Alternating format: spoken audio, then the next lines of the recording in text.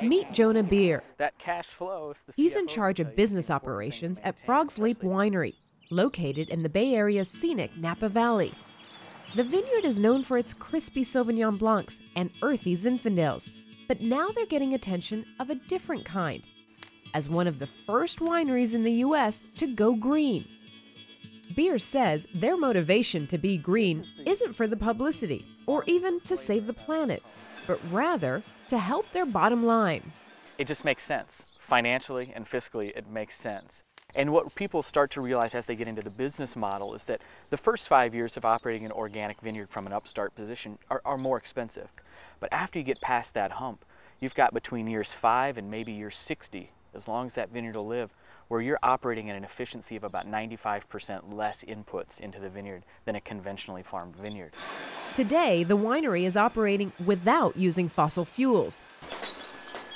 In 2005, they flipped the switch on solar, putting 1,000 photovoltaic panels on land that wasn't being used. Their total cost? $600,000.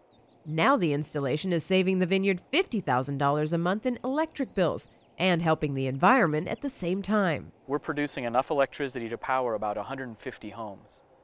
And over the 30-year life of this system, we will reduce CO2 emissions by about 1,600 tons. That's the equivalent of not driving 4 million miles in your average car. In 2007, Frog's Leap completed their new hospitality center. It was the first building in Napa County to be LEED certified. LEED, which stands for Leadership in Energy and Environmental Design, is an organization responsible for setting standards on eco-friendly construction. The process, says Beer, was a challenge. They take a look at everything from site selection to the use of natural light to the use of materials. You have to make sure you're dotting your I's and crossing your T's. In the end, getting the LEED certification cost the winery 5% more than going without it. Frog's Leap is also committed to sustainable farming, and it starts with a technique called dry farming. In essence, it's growing the vines without the use of a costly irrigation system, just rainwater. And what appears to be dry land really isn't. We've turned what would be just soil into a sponge. And that sponge will soak up the winter rainfall, and it's going to slowly give it back to the grapevine over the course of the year.